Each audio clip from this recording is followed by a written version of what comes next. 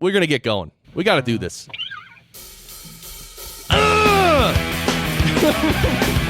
Feel free to grunt, Dan. Oh, my. Yes, we're back. The Podcast Engineering Show. My name is Chris Curran, and you are here for another session of the Podcast Engineering Show. I produce podcasts for lots of big companies and some select business authors, and every week on this show, we bring you podcast production techniques on a silver platter. We talk shop. We really get down and dirty into the details with podcast producers, engineers, and other specialists.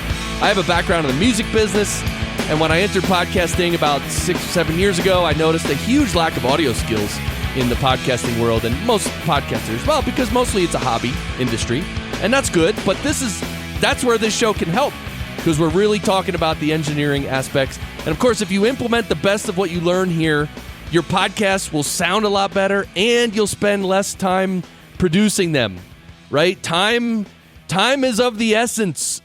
I mean, right? If you can cut your production time in half, think about that. You can add years onto your life, right, Dan? Yeah, jeez. I agree. So I'm going to introduce Dan in a second. And, of course, Barry is here with me. Barry, are you ready for Dan Gonzalez? Oh, forget it. I'm telling you. He's here. We got him on the line. I'm going to introduce him in a second. But real quick, Podcast Engineering School is starting on September 18th. And you could still get an advanced discounted price. So go to podcastengineeringschool.com. You probably heard me talk about the school, but I'm really loving the school. And if you want to really take your production skills all the way up to the most professional that they can be, Podcast Engineering School is for you. So, and of course, you can always ping me and we can chat about it whenever you want. But Dan Gonzalez from iZotope. Wait, hold on. Where are they? Yes, Dan Gonzalez from iZotope is here. How's it going? Happy to be here, man. Chris. Happy to be here. All right, I'm going to fade the crowd. All right. The crowd was into it, but fast. I know, and you hear it faded in like gradations. It was like it knocked it down 10 dB at a time or something. It was like it was a recording of people cheering or something. It was so weird. Right? Isn't that weird? It's amazing. The crowd we have in studio actually sounds like a recording. But you are the senior product manager at iZotope. That is correct. And product manager for Ozone 8, Neutron 2, and Nectar 3. And I know, you still have the you probably still have people who have Ozone 7, so you still support that and all that and everything. So we got people who are still using Ozone 4 and 5. So really, yeah, we got a whole spectrum of users that are, shout out to them. They're our passionate users. They'll use Ozone 5, Ozone 7.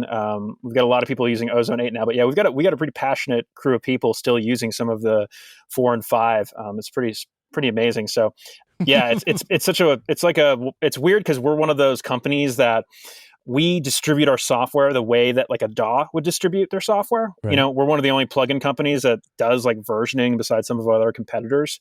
So, that's kind of like generations of users, you know what I mean? That you have to think about while you're building these products, especially with something like Ozone, which is one of our most, infamous kind of products. I think a lot of people actually think the name of the company is Ozone because of how popular that product is. Yeah. Or unofficially, the iZotope. I've also heard that as well. The iZotope. Yeah, Ozone is tremendous. But at some point, Dan, you got to go to those people with Ozone 4 and just out of pity be like, dude, here's an upgrade. No, we love all of our Ozone. All of our Ozone users are extremely, extremely helpful when designing our products. If it weren't for them, frankly, we wouldn't be like trying to outdo ourselves with every single release that we put out. Right. You know what I mean? So it's a pretty awesome dynamic to have, I think. Yeah. So this session of the show is going to be awesome. I just want to quickly tell all the listeners what's going to happen. Well, we're going to talk about a bunch of different iZotope products and plugins and stuff. And we're going to talk about a few of them that are not so well known, like Tonal Balance Control And the Vocal Assistant is one of the newer ones that you guys have released with Nectar, which I think it was part of Neutron. But we're going to get into that because, podcasting is mostly people talking vocal, right? So the Vocal Assistant could be really, really helpful. You also have a full mastering studio there at iZotope. I want to just ask you what that's all about. Sure. And I know you have some of your own equipment. And then Spire Studio. It's this little device that iZotope has made to record and stuff. And I sort of heard about it, but I want to ask you about that later. So we have a lot to talk about. This is going to be awesome. We're actually not going to probably talk much about RX6 because that's not one of your products. But everybody who listens to the show knows that RX6 is just the best thing ever. I mean, that's it. That's what the website should say. It's the best thing ever. Just buy it. It is. Period. That's all that should be on the page, except for buy it. Buy now. So, by the way, my podcast engineering school has a good relationship with iZotope because my students actually get a student discount on iZotope software and plugins and stuff. So. That's awesome. Which is really cool. Really cool. So yeah, totally. So in general, before we get into the details of specific software and stuff, so iZotope as a company, obviously you're developing your own. Like you probably have like hardcore like computer developer engineers who are like developing these algorithms and doing crazy stuff like way in the background. And of course, that's stuff that's proprietary to you guys, right? And you don't share that, but you do have a team like that, right? Oh yeah, we have a team of witch doctors brewing up the next generation of where we think audio production should be going for sure. That's something that we pride ourselves on, having this incredible need to innovate and do things that have never really been done before. I think I described it as trying to solve the unsolvable. You know what I mean? Right. That's kind of where we have always tried to go for where the puck is going to be. You know what I mean? Yeah. And yeah, we have a team of people dedicated to that. We have an R&D team in-house that, if any of you hardcore people out there listening have ever been curious about where those PhDs who do music kind of go once they're done with their dissertations, some of them go to iZotope and they go to our R&D department. They actually sit down, they help us kind of build the future of our technology roadmap. And it's a pretty incredible place to be because not a lot of companies in the industry, at least where I've worked, have that. So it's kind of a unique thing. Right. And so lately I've been getting into AI and machine learning. I know there are some audio companies that already do machine learning, and I know you guys must do machine learning at least. That's correct. Yes, we do. We are definitely using that in our products. And so that's machine learning is basically just that you have these programs that sort of evaluate the audio and then evaluate things and sort of learn from doing it like a lot and like millions of times. That's basically what it is? Yeah. So the way machine learning works, like I said, I'm going to get as technical as I possibly can within my discipline, but. Sure. The idea is if you go back to where, I don't know if you've ever heard of deep learning or where Facebook has been going with how they can like recognize a face, right? Like they can understand based on a picture who someone is based on their face. Those are all algorithms built using neural networks and machine learning that help these algorithms make more complex decisions quicker.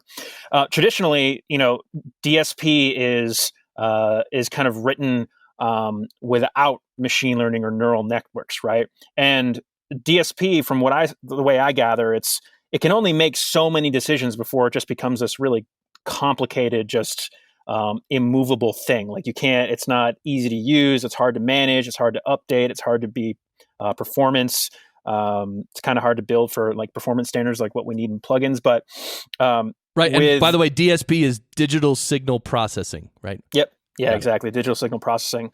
You can write a really complex DSP algorithm, but there are some problems that are just so complex that a line of, an algorithm just can't like figure out on its own. So what we've done with machine learning and audio production is these algorithms now can make decisions on their own about how to process audio, and then allow the user to use that inside of their audio production. So, for instance, there's really no algorithm that is able to detect what type of instrument is coming through the input of a plugin, right?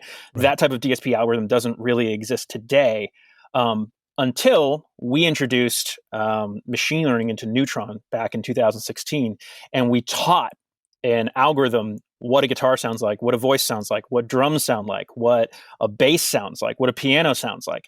And now when you engage Neutron's track assistant, which that assistive technology shows up in Ozone and it shows up in Nectar, it can recognize an instrument and then apply processing based on that instrument. So you are teaching a machine how to understand and learn something, and it's only as good as how much data you give it. So you have to feed it a lot of data. You have to obviously train it so that it can understand and learn, and then you have to do a lot of testing and refining after that. But that's kind of where we've gotten to, where we're really leveraging this type of technology to enhance people's audio experiences inside of music production today. We do it in Neutron, Ozone, RX, and in Vocal Assistant in Nectar Elements. Okay. And wait, so where in, I don't want to get into Ozone yet, but where in Ozone is the machine learning happening the most? Great. So inside of Ozone, there's something called Master Assistant, Ozone 8. We released that back in October. Master Assistant does a number of different things to understand the kind of the differences, the audio source material, I guess you could say, right? So you hit play, you're inside of Ozone, you hit Master Assistant, and under the hood, what it's doing is learning different characteristics about your song that you're playing through it. Right. Technically, we are listening for like a style, like we're listening for, it kind of sounds like this type of music or this type of music, and based on that information, we can actually determine whether or not it needs certain types of boosts or cuts in the frequency spectrum, whether it needs compression in the low end based on our analysis of the crest factor in the low end, whether or not it needs some sort of dynamic EQ, or what the loudness is and how do we hit that without being incredibly out of control. So up front, we are using machine learning to detect kind of the style of music that you're playing us, and then we spit out a sound for you. So even under the hood in Ozone, we're leveraging it. That's awesome. And I have to ask, because you use the term, which I've never heard, crest factor, and it has nothing to do with toothpaste. I know that. Yeah, no, crest factor is, even though everyone should brush twice a day, including myself. Crest factor. Crest factor is it's a measurement of dynamic range. If you've ever, it's similar to what Ian Shepherd talks about a lot in his stuff, in his dynameter. Similar to that, his is a little different. It's called, I forget the acronym for it. I'd have to follow up. But it's a measure of dynamic range, right? So think of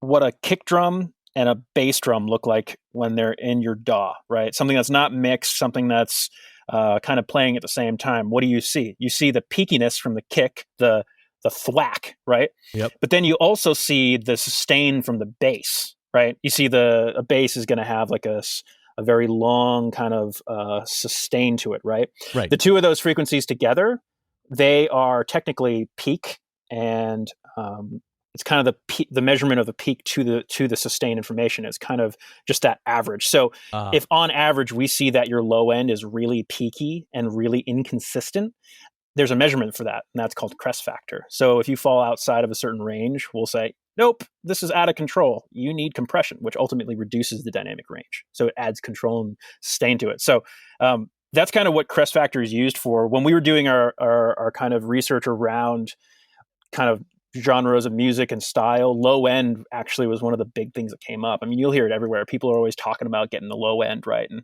a lot of it has to do with just consistency in the low end. So in Master Assistant, we do analysis specifically for the low end to make your music sound better. And that also contributes to how your music hits a limiter. You know, if your low end's out of control, it's going to hit the limiter inconsistently, which causes it to dip and do awful things to your music. So yeah, big ups to our sound designers here at iZotope for figuring out that whole system, because it's complicated.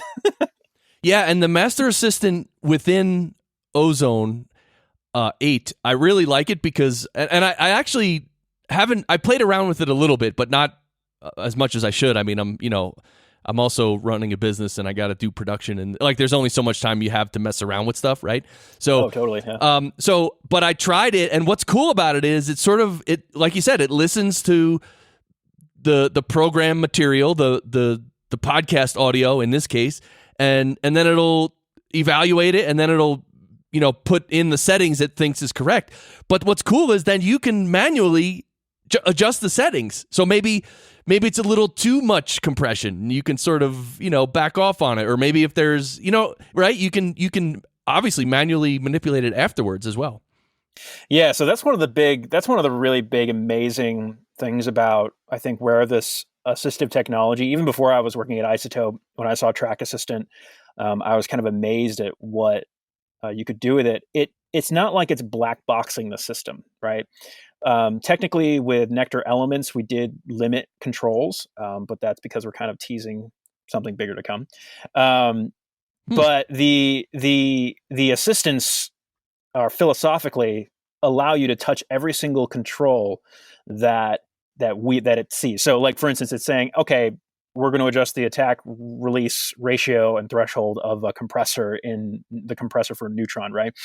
It's not going to then touch something under the hood that the user can't touch. It's going to touch just the controls that the user can touch. So we give the user complete control over the system, whereas, you have some other more web-based kind of mastering and automated systems that they kind of black box the whole system for you. You kind of just get like do you want like it to sound like 3 different ranges of loudness, and then that's all you really have. So with these, we say no, the user's going to be able to touch everything, and it really helps them learn about the decisions that were made, because a lot of people, I think, at least from where I stand, from doing some education around music production, they have a hard time understanding where to start.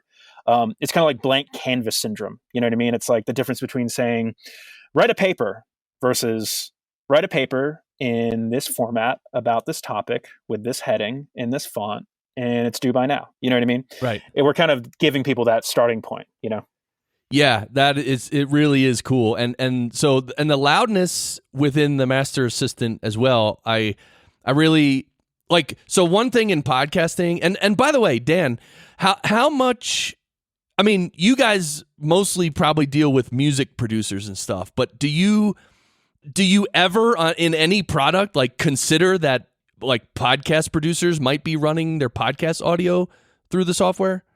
Totally. Yeah. We are very curious about podcasting because, as you know, as a podcaster, this stuff started 10 years ago, right? And it's just now it's like everybody has a podcast. So we think about them. We think deeply about podcast producers and what they need. Right now, it's not like our target audience, but we do have things that consider that type of world. For instance, in our post-production world, we do all dialogue related stuff. You know what I mean? That's basically where our meat and potatoes are with all our post-production technology. So we're heavily thinking about dialogue there, and we know that a lot of podcasters use that.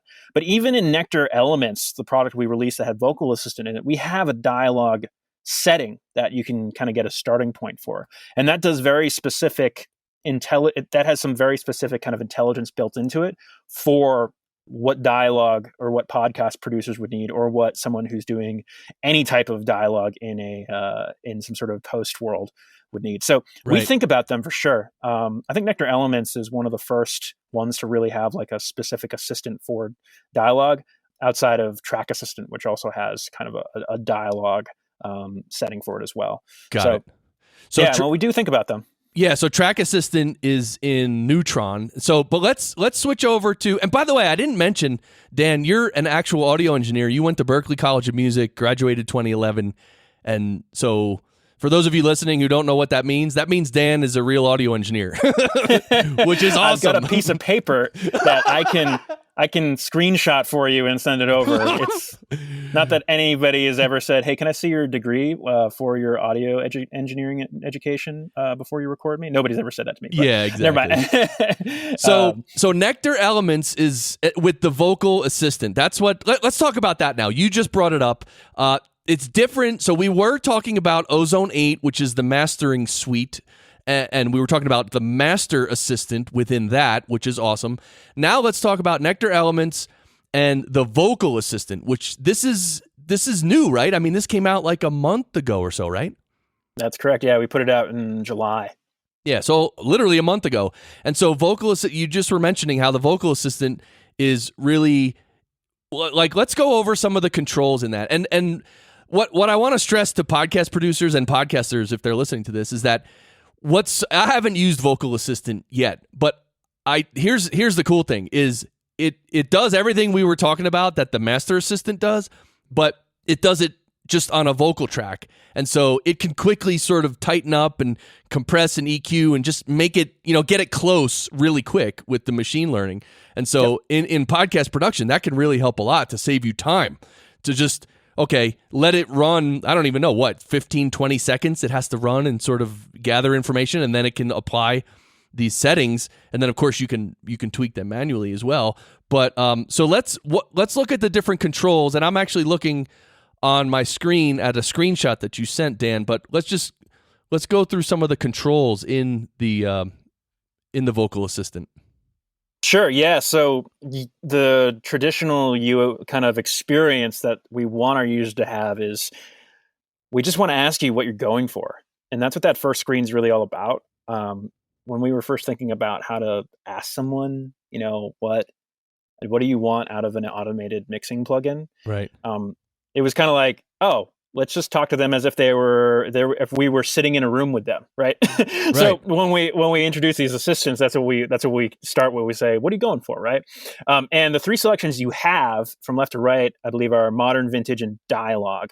And below that, there's an intensity setting, like how intense you want this processing to work. Once you engage that, and you play your program material into Vocal Assistant, we do a whole series of kind of analyzations to understand your register, understand what type of EQ needs to be implemented to clean up your audio, de-essing, compression, all that kind of stuff. So what we're doing is we're saying, what are you going for? Here's a couple styles, and then we're kind of presenting a sound for you that gets you started for your vocal. The two music forward settings are modern and vintage. Now, these kind of inform us about kind of the character that you're trying to get out of your vocal. So traditionally in modern music, today at least, I've noticed that we're kind of broken out of this, I guess you say, loudness war, right? And we're now in more of a brightness war. Oh, geez. Where it's like things are bright, but they're not fatiguing. So what we do is we do some moves to kind of scoop and brighten up your audio. And with information about where your pitch register is, we can kind of set up the pitch correction if you want to use that. We can set up compression, de-essing, all of that stuff. The vintage setting is a little bit of the inverse of the modern setting, where it kind of actually darkens up your voice program material. So when you land on that final page with those sliders on it, you'll see that there's a character slider. That's what controls kind of the sound of that initial setting you're getting. The modern one makes that character slider allow you to get a more brighter sound out of it, and then the character slider, if you select vintage, actually makes it sound darker and more, I could say, old school sounding. Right, and like then more meaty, more warm. That's exactly right. Yeah. So if you're trying to go for an older sound, like that's the vintage sound is going to give you more of a darker tone as you actually adjust or increase or decrease that character slider. Dialogue's a little different. This one is more about getting clarity around the voice, and then also adding some boosting a bit in the vocal fundamental, because like you have I can hear it on your voice. You have a really specific kind of frequency balance that you're using on your voice to get that kind of radio sound, right? That we're kind of we're attempting and succeeding in mimicking that by boosting the fundamental of the voice, and then also boosting frequencies in the high mid range that kind of allow for that that clarity and dialogue that is often missed. Right. So there are like 3 different big sounds that you go for, but then the sliders also allow you to adjust those sounds after the fact. Right. And that's kind of how it works. And the intensity on the first page there where it says, what are you going for? And then you could choose your vintage, modern, or dialogue. And under that, it's intensity, light, moderate, or aggressive. Now that intensity, is that, I'm assuming that's compression? It's kind of a whole bag of things, actually. It's just how intense do you want Vocal Assistant to process your vocals? So it's EQ, it's compression, it's it's mostly EQ, compression, and de-essing, dynamics and spectral processing. For the 2 sliders on the on the main page there that say clarity and character, those are like EQs under the hood. One is doing some automated subtractive EQ techniques to take out really gross peak resonances in the frequency spectrum of your voice. And then the other one is like I said earlier, was the one that's kind of doing those big broad boosts to kind of make your dialogue more articulate, make your voice sound brighter or sound darker. So you can actually scale, if you want to be a very, very light amount of intensity, those slider moves won't be as intense. Whereas on the other side of the spectrum, there'll be really big boosts. So it's kind of touching everything. That's really handy because there are times like, for instance, in podcast production, I'll record a guest and they have a really good mic. They sound good. Their level's good. Like they clearly don't need any major work or major processing to sound good. So on them, I would use the light setting, right? Just kind of enhance it a little bit because they already sound good. On the other hand, if you record someone on Skype who has crappy earbuds and who's in some foreign country, like they need a lot of help. So I might then put it on the what was it called? The aggressive intensity, right? Totally.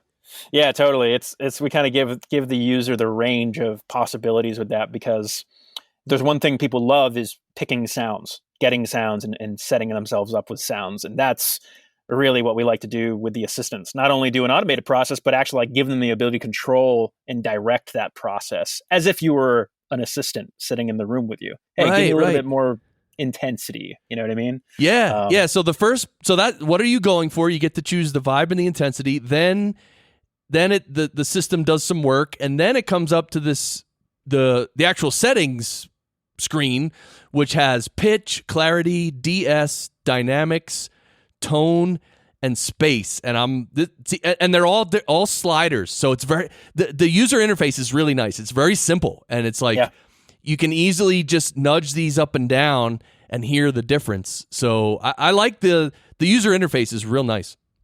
Yeah, we had a fun time developing that. I think we are traditionally a very advanced. We always put out really advanced UIs, and this one was a challenge because we're making something a little bit more simple, right? So it's kind of the inverse of what other companies may run into. How do we make this more advanced looking? But no, we're trying to like simplify it to make it easier to use. And we found that a lot of people, while we were doing research for this plugin, have trouble getting their vocal to sit in the mix. Like this is a term that everybody uses that right. I must have overlooked it when I was at Berkeley or like when I was doing freelance stuff, but I never noticed how many times people say that and how many different types of people say that. So we designed this plugin around that idea that when you engage this assistant and you implement this plugin on your vocals, it helps your vocal pop out of the mix when it's in context to the mix. And that's really kind of the main kind of problem statement behind the whole idea of the plugin. Yeah. And so for podcast production, it's really helpful because like the host might be on a good mic and sound good, but the guest is on a terrible mic and sounds bad. And like, basically what you just said about music production, the vocal sitting in the mix. The equivalent in podcasting is that the two voices or two or three voices sit relative to each other, the same volume and the same intensity and stuff. Because that's interesting. Yeah, because you don't want one voice louder and one voice lower, and it's really tricky. You know when it's the most tricky is when like if someone's on the phone and there's like literally no frequencies below 300 hertz, and then you have someone like me on an RE20, and I have there's a normal amount of low end. Yep. It's perceptually, it's actually difficult to mix those two voices so they sound good to get together, right? Yeah, that's really interesting. You're giving me an idea for a product now. Here we go. We're going to design the podcasting iZotope product. Yeah, it's tricky. It's really tricky. Yeah. So that's why this is good, because the vocal assistant, because, you know, the slider, like the dynamics, you can add more compression or a little bit less in the DS. That's correct. You can just tweak everything back and forth, and that it seems like it would speed up that process. Yeah, totally. I mean, a great example is like you said, the de-essing, where, you know, I think that a lot of people when they're starting out, they don't actually understand what de-essing is, because it's basically a very purpose-built tool, but it's multiband compression in some regard. You know, like traditionally, we're just compressing the sibilant range. And when you have someone who's just starting out in audio production, or like just is trying to wrap their heads around the idea of multiband anything that's not an EQ, right, it kind of sets their brain on fire. They're like, what the heck? What do you mean multiband? What? So we actually do some intelligent kind of decision making in that process, where we actually detect problematic sibilants in the voice. So right out of the gate, you're getting a great starting point for a de-esser that's taking out any of those tss or the tss, that out of your voice. And it kind of, you know, obviously we can educate from there, and, you know, there's all different opportunities there for learning about it, but you don't have to worry about trying to figure out, how do I need to de-ess? Should I de-ess? Some people just throw a de-esser on there because they think they need to, you know what I mean? They don't have to listen for it. We kind of take that step out of the process and just say, hey, is there de-essing needed? Yep. All right, here you go. Nope. Slider isn't active. Yeah. And then, if that process, and then of course you can tweak it or back it off and stuff. But exactly, you know, literally on probably 50% of the voices that I mix for podcasts, I use some de-essing. So I use a de-esser a lot, and it's and so part of that might be that a lot of times I'm adding some high frequency, like I'm EQing. I'm adding some high frequencies with an EQ just to make it more clear. And of course, when you do that, you're basically accentuating the sibilant range, sibilant area of the frequency spectrum. So you can add some high frequencies to make it sound clear, but now the S's are a little harsh. So now you got to put a little de-esser. So exactly. But so all right, so the controls on here. Let's go through them one by one. Pitch. Sure. Can you really Can I bring my voice down an octave or something with the pitch? So okay. So that's probably a good UX hurdle right there for us. Pitch correction. Hold on. Let me engage it and let me say yeah. Oh yeah. Here I go. Yeah. Oh yeah. All right. Yeah, that's exactly what it does. No. It is it's more of a auto tune sound. If you've heard any track on Spotify's top 50, 100, you'll notice that the auto-tune sound hasn't really gone away. In fact, it's become just a part of the voice these days. And especially, you know, like on Drake's vocal, where he's singing, but there's like this synthesizer tone that's underneath his voice that's kind of adding this layer of almost harmonics distortion in a way, but it's actually pitch correction. And it's a sound of pitch correction just rolled off a bit. It's not like T-Pain crazy pitch correction. It's more like a subtle character added to the voice. So when we were designing that module, we said, all right, let's try and go after this kind of modern vocal sound that every single chart-topping hit has in their voice. And so when you adjust that, that's kind of the intent behind that control, is to get that sound out of the voice when you implement it. So if you crank up that pitch slider, does it really make it like robotic and really overdo it kind of thing? It overdoes it depending on what type of listener you are. If you don't like the sound, then it overdoes it. If you do like the sound, it might not be there. It might not be as much as you want, but it's right down the middle between those two worlds. Okay, because I was thinking if I ever messed with it, for instance, on my podcast, I might add it to my voice. I would want to like overdo it, you know, just for effect. You just auto-tune podcast voice. That would be obnoxious. Yeah, like 100%. That'd be terrible. All right. The next slider is clarity, and I'm assuming that's probably EQ. Yeah, that's EQ. So the kind of intent behind this is typically when you're watching someone who's really good at mixed vocals, you'll notice that they do this thing. I don't know if you guys ever refer to it this way, but it's like seeking and destroying nodes in the voice. They'll boost something like a node, they'll narrow it out, and then they'll sweep the frequency spectrum to find a frequency that's kind of resonating, right? So everybody's fundamentals different in their voice. Everybody's using different microphones that enhance or take away certain fundamentals or certain aspects of a voice. So what engineers do is they will boost a node, really narrow it out and sweep for these problems and remove them. The idea being that it adds a sense of clarity to the voice once you get out the really nasty ones. Right. Something that's cool about working at iZotope is we just happen to have DSP in our back pocket that does this automatically. So cool. We learn those problems and we remove them for you. So as you engage that slider, it actually is removing on a decibel scale. It's applying gain to negative EQ nodes. So it's just kind of clearing up all of those problem resonant frequencies in a voice that kind of sucky and get in the way. Oh, that's interesting. So in a way, so it's not just an EQ that boosts high frequencies to add clarity. It actually finds these nodes that are, the most resonant nodes, let's say, and then removes a little bit of them. That's cool. Yeah. So you said the exact same thing, but in two different ways. That's the funny thing about subtractive EQ techniques. If you're cutting something, you're technically boosting something else. Right. So if you're adding subtractive EQ, you're actually making the high end clearer, which is the backward. It's kind of the inverse of what we think about when we think about making something clearer. Traditionally, right? If you want to make something clearer, you boost the frequencies that are clear. A lot of people today think you have to boost. It's actually cutting, which is the part that's important. And that's the kind of beauty of the education behind the software is that by adding subtractive nodes to your voice, we're actually clearing it up. So, yeah, it's a funny thing. I've seen it happen a couple times now when I talk about this stuff.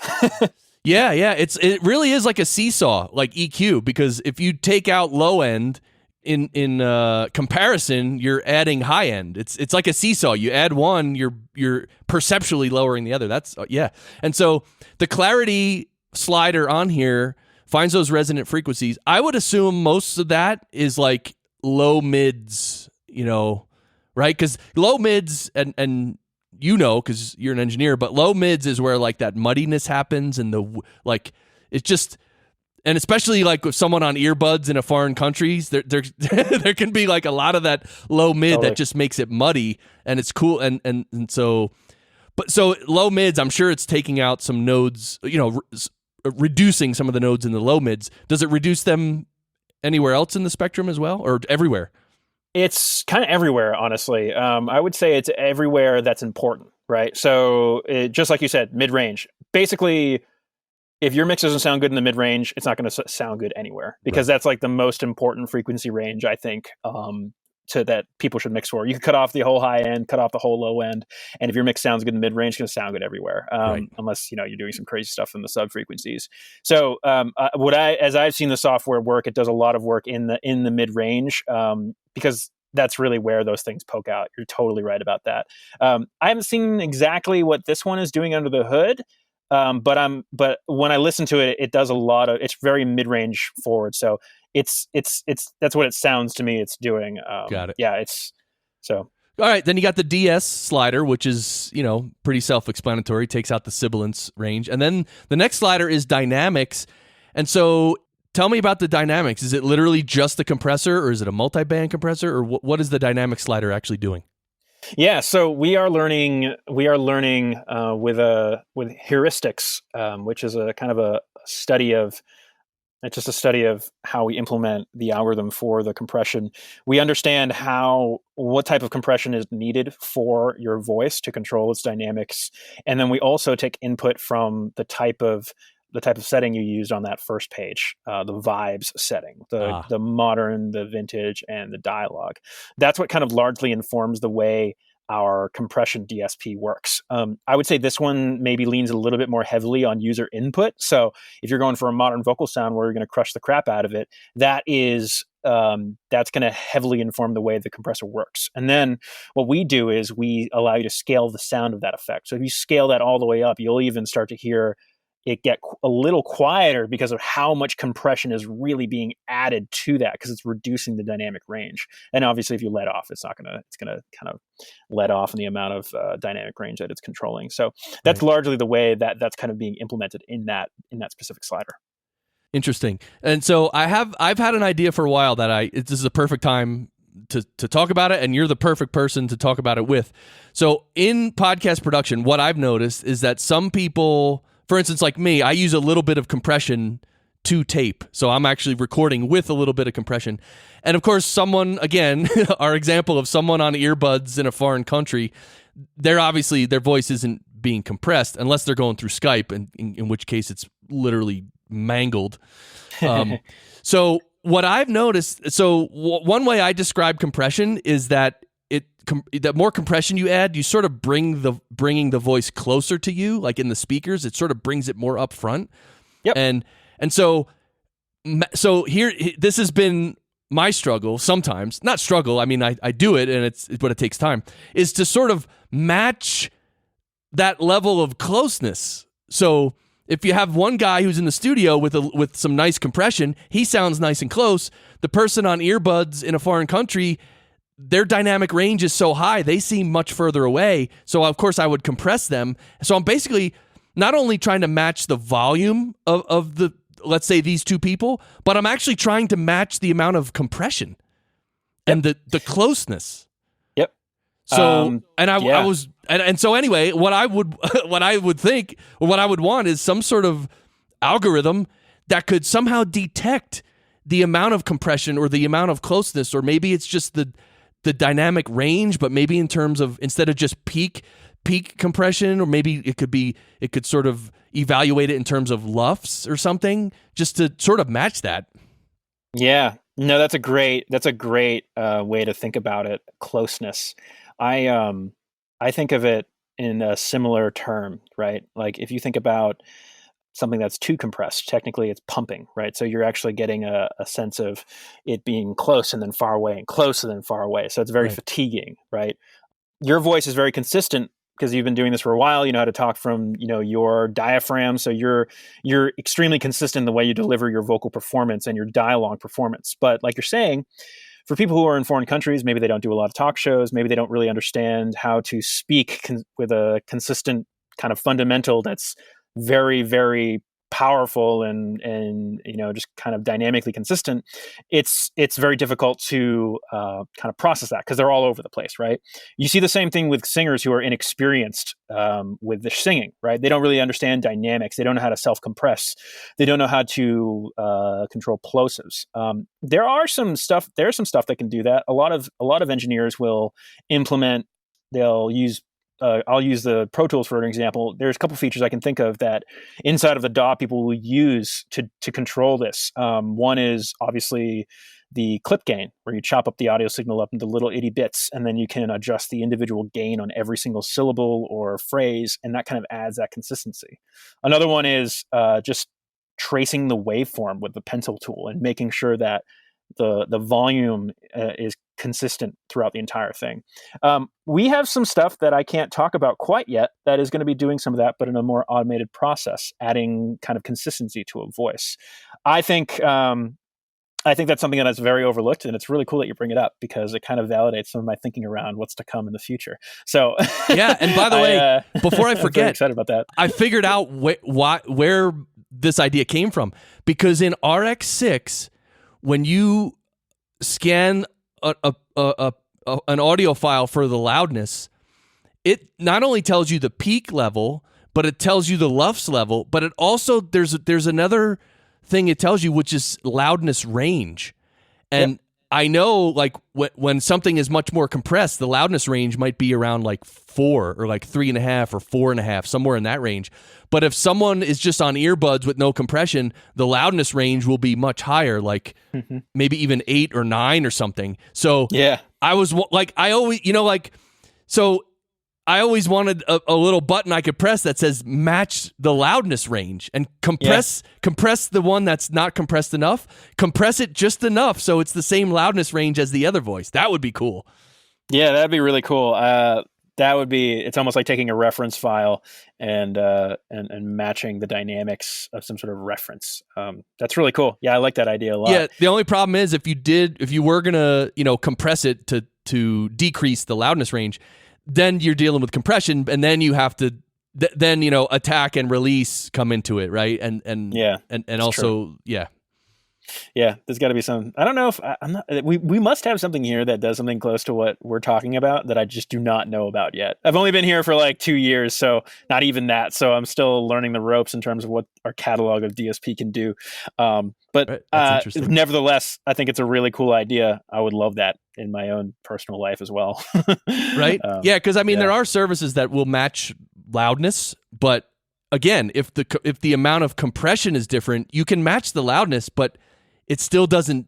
The perception is that the voices are still not level somehow. Yeah. So all right. So we're going through the controls in the Nectar Elements vocal assistant, and so we went through the clean. There's one section called cleanup, and then the section on the right is called polish, and it says tone and space. So let's talk about tone and space. Sure. Yeah. Firstly, the differences between the two sections. We like to educate through our plugins, right? And when we kind of observe that a lot of these advanced users are advanced producers, engineers, and just kind of the way you kind of process vocals is broken up to a bunch of different stages. 2 of the stages are cleanup, the subtractive EQ techniques, the corrective compression, the pitch correction, that kind of stuff. And then there's polish, which is the fun part. That's the part where you're using all the effects. You're throwing in time-based effects. You're throwing in EQs that boost like things that sound good to try and fit stuff in the mix. You're adding space and echo effects, all that type of stuff. That's kind of where you're really doing the grunt work of fitting something in the mix. And that tone slider really kind of helps you do that. This is the one that I was telling you about earlier. That's kind of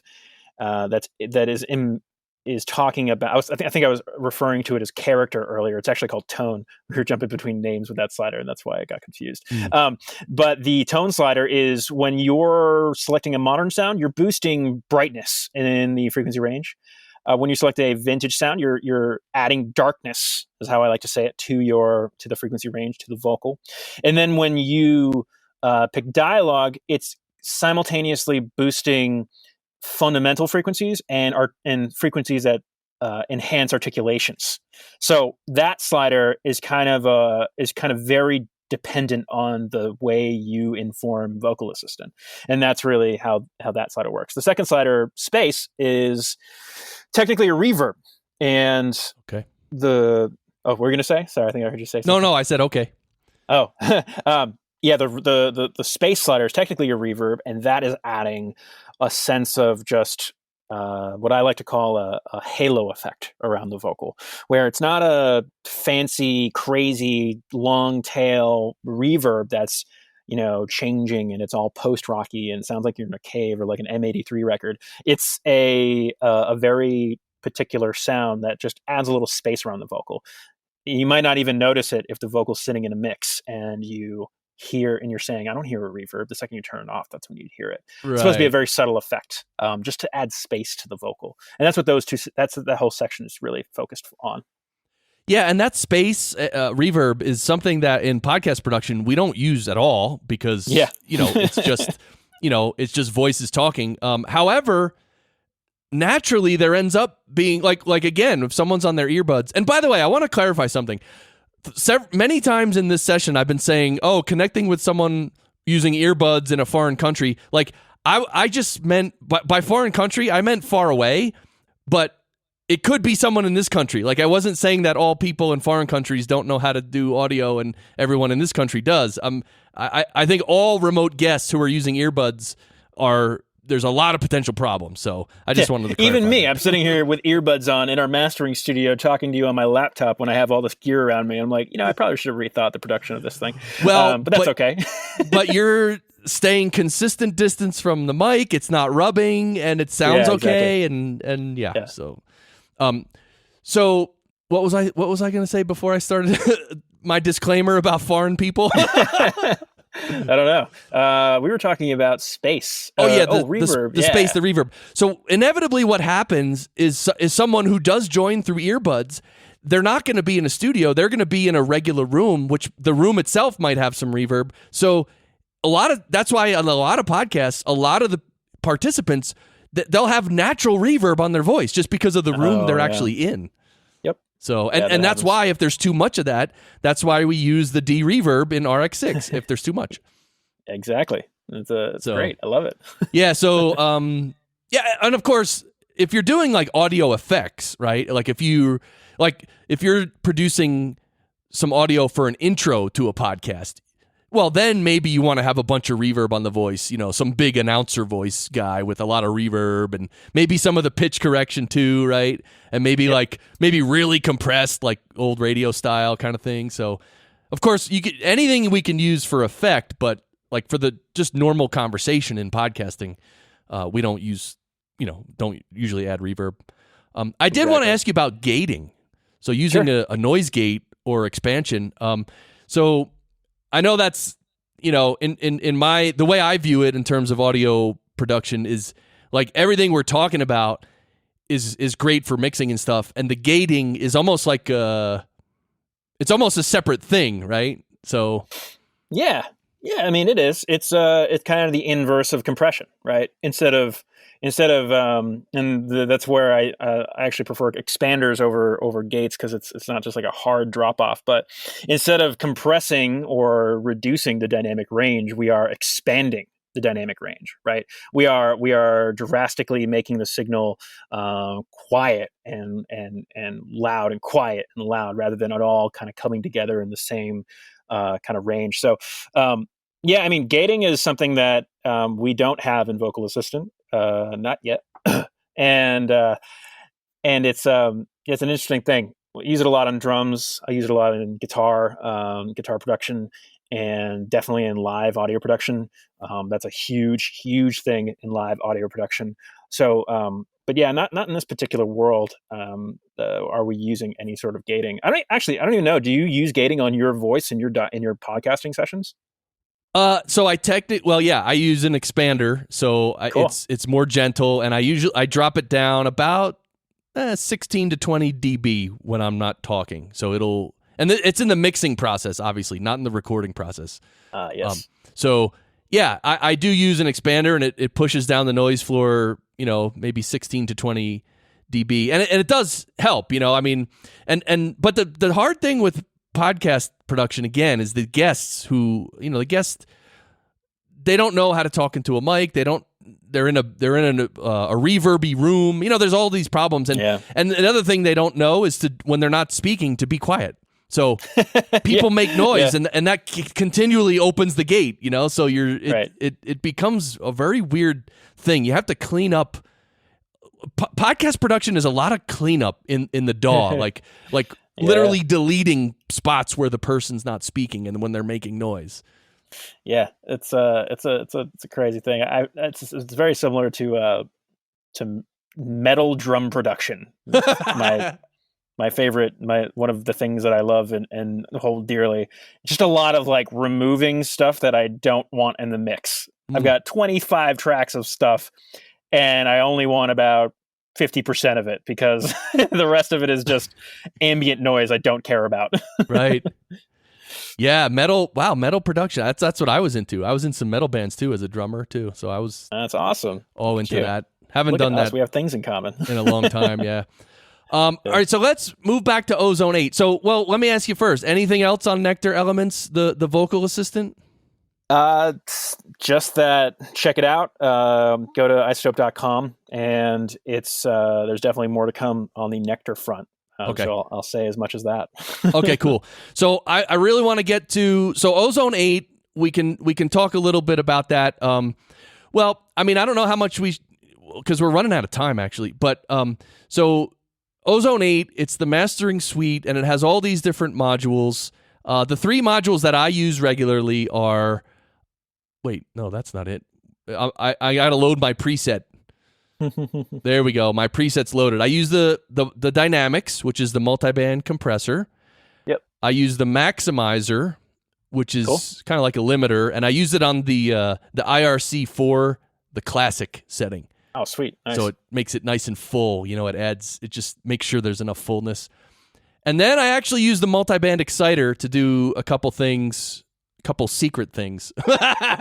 Secret things. Yeah. Well, I actually had a little bit of exciter on the low end and the high end. Just a little. Oh, cool. Yeah. Very cool. Just to sweeten it all up. But the other module, there's a lot of other modules. So you have vintage EQ. You have vintage tape, which I when I first saw vintage tape, I used it. I'm like, oh, I want that tape compression. And, it does add a little bit of hiss or tape hiss. Yes, it does. Very little bit. Really, yeah. And I love it. And I did use it for a while. But then after a while, I was like, you know what? It's like the hiss, literally the hiss is what I didn't want in podcasting. So I'm like, why am I using vintage tape anyway? No one did a podcast in the 50s. Exactly. Yeah, it doesn't make any sense. It's like we're trying to make these super high quality recordings and then add tape noise for some reason. I love it. Yeah, you could tell I grew up in the, when I grew up, right? Right. So then you have vintage compressor. So the vintage EQ and vintage compressor, now what are they? Is there a different way that they process the sound rather than the regular compressor and EQ? Yeah.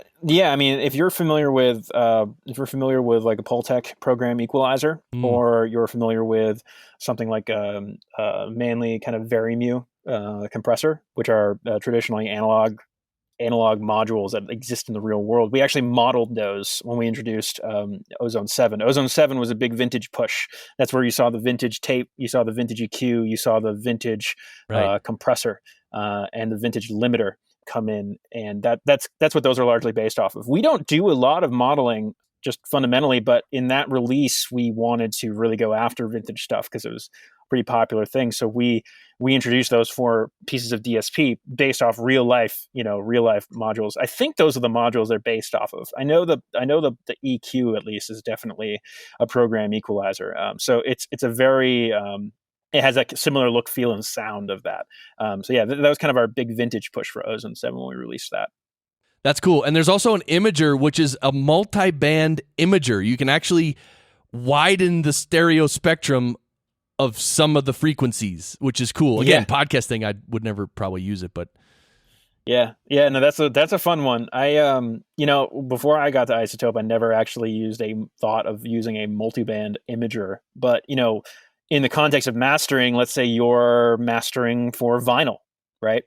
And in mastering for vinyl, you have to be really, really vigilant about where your low end is. And a lot of people will narrow out the low end so that once it hits vinyl production, the needle doesn't actually pop off of the vinyl, because that can happen if your low end is too out of control on an actual record in your record player. So by monoing out the low end with an imager, because not only does it widen, but it also narrows, right. You can kind of mitigate yourself from mitigate that kind of situation from happening. So it's really useful in a lot of different aspects. And mastering engineers love that thing. And we actually have a free version of that thing. If anybody wants to go check that out, we got a free version of the imager, which is just single band. That's on our website that people can download and check out. Interesting. And in Ozone 8, there's also an equalizer, but there's also another module called Post EQ. And I always looked at that and I'm like, is there a difference between the equalizer and Post EQ, or it's just a separate module so you could put one in the beginning and one at the end? There is absolutely no difference between a Post EQ and a regular EQ. Got it. Yeah, it's a funny one. Well, to this day, I don't understand why we did that. Well, no, because if you use the EQ, like what happens in Ozone 8 is when you pick a module to use it, you can only use one module for each process. Yeah. So if you use the EQ in the beginning of your chain, and let's say at the end you just want to add a little more EQ, like you can't add another EQ. So that's I think why you guys came up with the Post EQ. So it's like a second EQ, which is very handy. Exactly. Yeah, it's just it's a second static equalizer that you can use because we just have a lot of people wanting that. Who really want to use two EQs, lots and lots of EQs in their chain. Yeah, I mean, because when you we could do a whole show about EQ and compression and the order in which you do those things. Totally. and what effect that has. So, yeah, if you're EQing into a compressor and then when it comes out of the compressor, if you just want to tweak the EQ a little more, if you tweak the EQ going in, it changes how the compressor's working. So it's very delicate sometimes the way that the signal chain can impact the next thing in the signal chain. Totally. Yeah. As modern production gets cleaner and more transparent, people are doing more and more and more to their signal chains. I remember talking to a user one time and watching him use our stuff, and he called it. He had I think it was he had an Ozone at the front of his chain, the back of his chain, and then a bunch of modules in between. He called it the Ozone sandwich, and I just thought it was the funniest way to talk about a mastering chain. And I was like, but it's totally true. It's Ozone on the front, Ozone on the back, bunch of stuff in the middle, Ozone sandwich. I was like, all right, that's what it is. That's so cool. Yeah. Sometimes I do that too. I'll have a subgroup and I'll use Ozone 8 on a subgroup. And then of course on my master bus, I use it as well. So, and rarely do I use it on a single voice, but sometimes I will literally open up Ozone 8 on a single voice and put it as a plugin in the chain. Yeah, people love doing that. We hear people using the vintage EQ on voice all the time because it's got that Pultec sound, and that's a pretty popular EQ for some types of voice. And for some reason, people just love the crap out of that. It's really funny. All right, let's talk about the tonal balance control. This is something that I know I got it. I don't know if I got it because from a bundle I bought from you guys or what, but this tonal balance control, and I did play with it once, and I wanted to go back to it, but I never got a chance. So tell us about the tonal balance control. It's not part of Ozone 8, and it's not part of Neutron, right? Is it? Technically, it is. Technically, when you buy Ozone Advanced and you buy Neutron 2 Advanced, you get tonal balance control. Okay, but it is separate from those two. Yeah, it connects. You can connect and control Neutron and Ozone, but it's kind of a separate metering solution. Okay. Yeah. So this is kind of I guess you could call my evil brainchild that I helped drive when I first got here at iZotope. Let's talk about what it does. So what it does, it's basically a targeting system for EQing masters or EQing mixes. The real use case here is that a lot of people don't really understand tonal balance, what it means and how to get it, because various people are in various types of mastering rooms. They're mixing in bedrooms, they're mixing in Starbucks with their headphones on. Right. They're in foreign countries with earbuds on, you know what I mean? Oh geez. And sorry, I just had to say that. But it's really hard to understand how your music translates to different formats, especially if you're mastering, right? So tonal balance control, what it does, it's a metering solution. So when you look at it, you'll see these kind of ranges in the top section of the plugin. And those ranges determine the kind of ideal range of energy in a frequency spectrum across the speech frequency spectrum. And it has different targets, as what you could call them presets, but they're targets of different styles of music. One is modern music, one is bass heavy music, and one is orchestral music. And when you flip through those, you'll notice that the ranges, or what we call acceptable ranges, change because different types of music has different kind of spectral characteristics, right? So while you're looking at these green bars and you're playing your music through the tonal balance control, you're seeing your music in comparison to what all of bass heavy music looks and sounds like, all of what modern music looks and sounds like, or all of what orchestral music looks and sounds like. Right. You can even import your own references into tonal balance control to draw your targets, to draw targets in tonal balance control, to EQ against, to compare your music against. So it's kind of like a guidance system for what tonal balance is. The kind of the ace in the hole is once you've identified that maybe your low end or your mid range or your high mid range or your high end is outside of one of these ranges, you can access from Tonal Balance Control any of the EQs in Neutron or Ozone to EQ and change the spectral balance of your song from the two bus instead of diving into each track trying to figure out which track it is. So it makes that workflow of switching between mastering and mixing and mixing and mastering a whole lot easier because you're just doing it from a single place and you're making moves for both in a single place. And that's kind of how like the big why behind it. A lot of those curves were generated using machine learning and a lot of this technology we call inter-plugin communication, where we can kind of control other plugins inside of the iZotope ecosystem from one another. So it's kind of a whole mess of different ideas into one thing that helps you get better tonal balance in your mix or master. Right. And so in general, the main use I see that it would be great for is like if you mix a song, or let's say you have 10 songs that you mixed on this album, and let's say song number 1, you love the balance of the low end and the mids and the highs. Like it just sounds nice. Like it's a good balance. And then, so now you go to your track number 2 that you mixed, and you can use this tonal balance control to adjust that track number 2 to be pretty much exactly or very close to track number 1, right? That's exactly right. Yep. Okay. And so in podcasting, what this could help, and I know, so RX6 has an EQ match where you can, in RX6, you can actually scan a file and create a, what do you call it? Like I think it's just a profile or something. Profile, yeah. You create a profile, and that's like that sound, and then you can bring in a second sound and apply that profile to it, and it'll match the EQ of the second one to the first one, which is cool.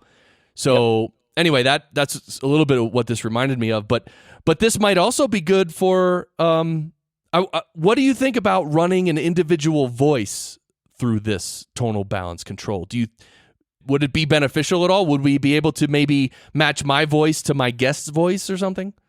Yeah, so when we were originally thinking about this, we only really decided to say this is for mastering and this is for mixing, but we've observed people in the world of dialogue using this to, they pick a folder of their favorite types of dialogue, and then they just use that as a target to EQ dialogue to. So it's totally possible to use in that paradigm. I've seen it done, and people love it and use it all the time for that.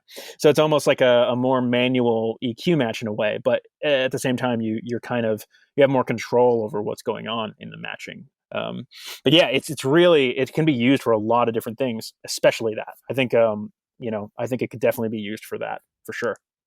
Yeah, that'd be interesting. It would probably take a little time to, like you said, get some voices that you really like the tonal balance control of. The low end and the mid and the high it's a really nice mix of a voice, and then set up. Then again, use it as a reference basically to adjust other voices as well.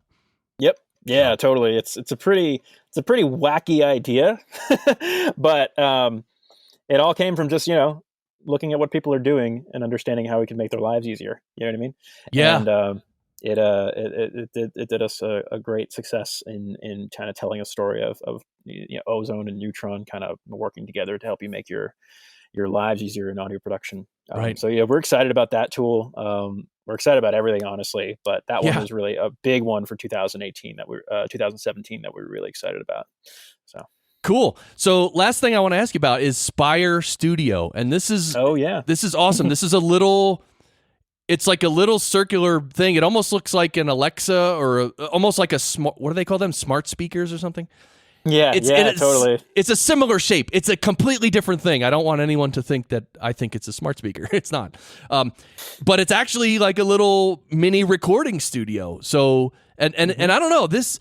Well, first tell us what it is, and then I want to know, like, is it possibly something that podcasters could take on the road to record their podcasts on location? So, tell us what it is first. You hit it right on the head. It's a recording studio. That's really what it is. It's everything you need to record. Record. The main intent and kind of problem statement behind it is, recording is hard, man. Like, it's really hard. And by the time you figure out how to set up your stuff to record, the idea is gone. You know what I mean? It's like, man, I just really want to record this thing I have in my head. Right. And I want it to sound good. And getting those two things are so hard to achieve. Right. You know what I mean? Like quick and sounds good. And this really helps alleviate that pain point. We've seen all types of people love using this thing, and I think podcasters could totally benefit from it.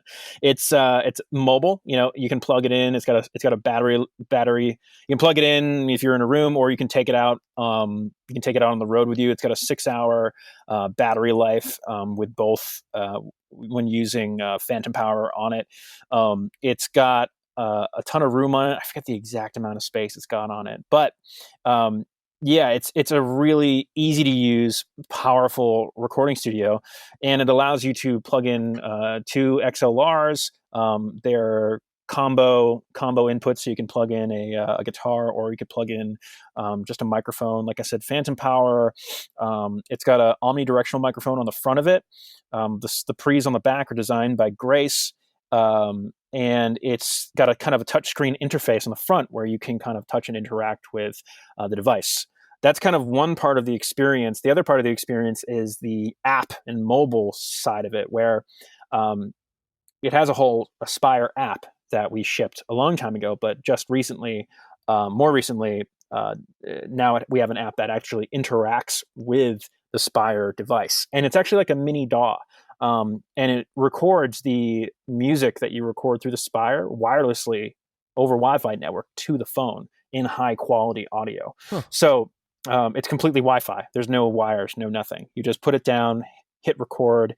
We have this thing called sound check, which you just press and it automatically sets your preamp for you and gets everything all nice and sounding good for you. Oh, wow. And then you're just recording. And it saves to the device and it saves to your phone. So you can kind of, if you got an idea at home and you want to listen to it on the way to work the next day, it's on your phone. You can just listen to it. I'm trying to make a really crappy, I'm not trying to do it crappily, but I'm recording a cover of Dust in the Wind. It's an awful cover, but it's fun because I can record it and then listen to myself be a fool on my phone to myself on my way to work. But it's really an experience. It's a really fun recording experience, and it's well worth the price. It's only $349. Tiny little thing. It's awesome. Right? Wow. So 2 XLRs in, so you can only has 2 inputs at one time. Yes. Yeah. So it can do. I'm pretty sure it can do. Oh, they would kill me if they knew I don't know this. Basically, you can record the omnidirectional microphone in the front, or you could record microphones in the back. So if you're in a podcasting situation where you're like me and you, and both microphones need phantom power, and you want to have a nice, real big kind of studio radio sound, plug 2 Sennheisers in, and you're off to the races. And you can record for up to 6 hours right to the phone without ever having to plug in. So it's a really easy to use user experience. And not that it has to do with podcasting at all, but what about overdubbing? Can you overdub at all?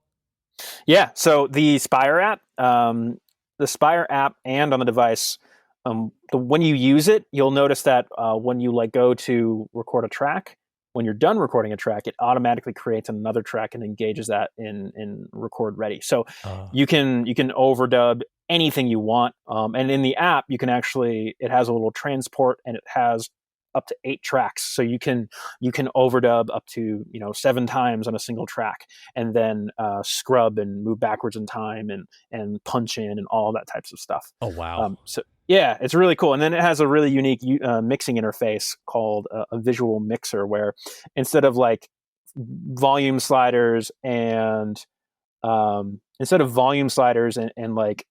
pan pots, it's just represents your mix as nodes on a plane.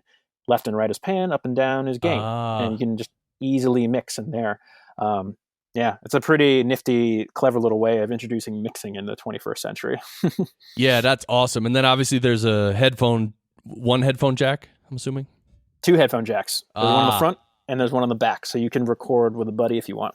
Yeah. I was gonna say that's awesome. So that proves, I know a lot of thought went into the Spire, but that's just awesome. So 2 headphones, because you need that with 2 people talking. It's awesome. Totally. Yeah. Well, Dan Gonzalez, this has been awesome, man. I've had so much fun. Again, people can go to iZotope, the website, I found you on LinkedIn. I don't know. You're not on cool. Twitter though. No, I'm not. Yeah, good for you. There's some places I looked at it and I went the other way. You know what I mean? It's a funny place. Social media is funny. It's almost like it's part like communication and interacting, but the other part of it is almost like a game. Like people just like checking their phones and like commenting on things, and it's like a game, right? It's so, and other people. Has anybody won that game? No. Everybody, it just is what it is, and I'm happy that you and others like you just decided, I don't want to play that game. That's all. Yeah, it's funny.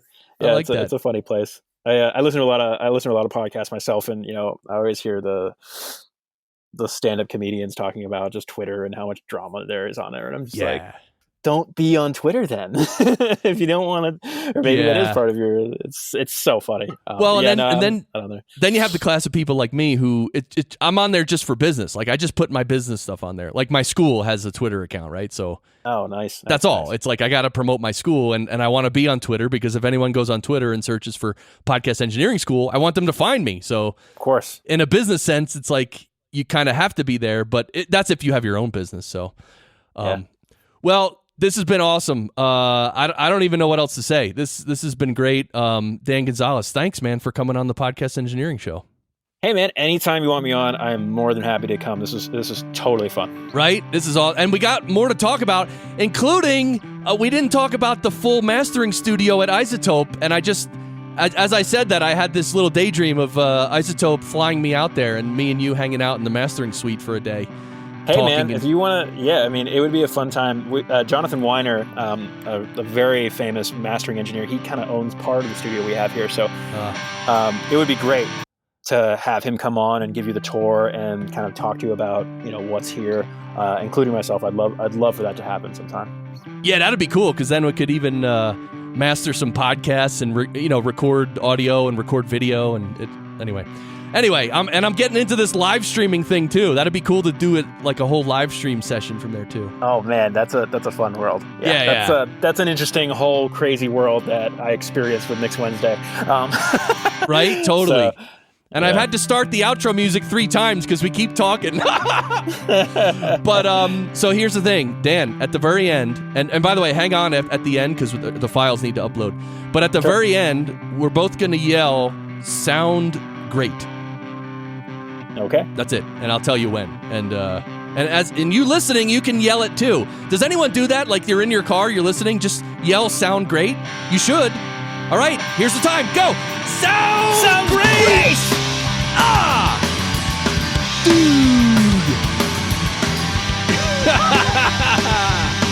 You walk away from me where you can't play that part so well. But you're playing out on me now. You like to lose control where it's quite a feeling, isn't it? Let them float and risk in time now. You tell me that you found something better.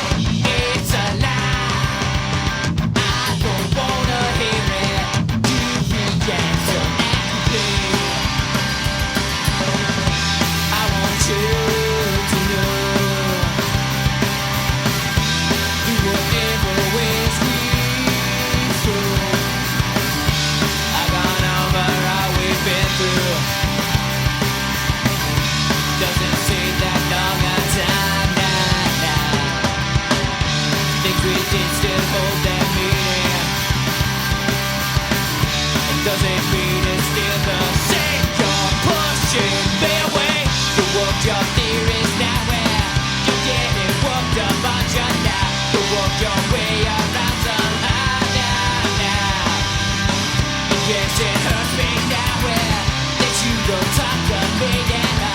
Now that these worlds have split apart now. Tell me that you're